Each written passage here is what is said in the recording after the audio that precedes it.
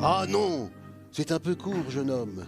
On pouvait dire ô Dieu bien des choses en somme, en variant le ton, par exemple, tenez, académique. Pour moi, monsieur Véran, vous êtes à la ramasse.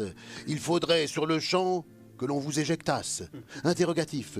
En juillet, sera-t-on tous enfin vaccinés ou faudra-t-il encore qu'on avance masqué? Agressif. Tu nous gonfles, Castex! Espèce d'empoté! Ne cherche plus tes lunettes, je te les ai cassées. Pessimiste, c'est un flop, c'est un flap, un fiasco ridicule. Ce ne sont pas des ministres, c'est une bande de nuls. Avec l'exécutif, cette bande de bras cassés, avant la fin de l'été, on sera tous crevés. Mais je peux versifier aussi sur les vaccins. Voici rien que pour toi quelques alexandrins. Voyageurs, si j'en trouve pas en France, j'irai en Amérique, ou bien chez Vladimir avec son bon Spoutnik. Méfiant. Ah non, je ne prendrai pas cette saloperie-là. Gardez-le donc pour vous, votre AstraZeneca. Qu'on les jette ou les brûle, je m'en tape ma foi, j'aime encore mieux tousser que courir au trépas. Efféminé.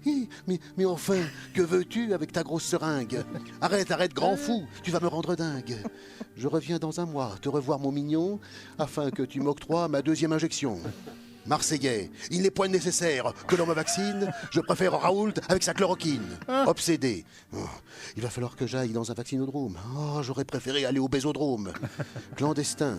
Pas besoin de vaccin pour faire un grand festin. Pour se taper un gueuleton, il y a Pierre-Jean Chalençon.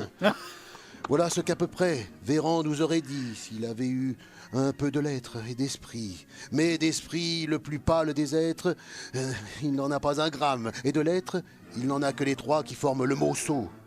Eût-il pu disposer de l'invention qu'il faut?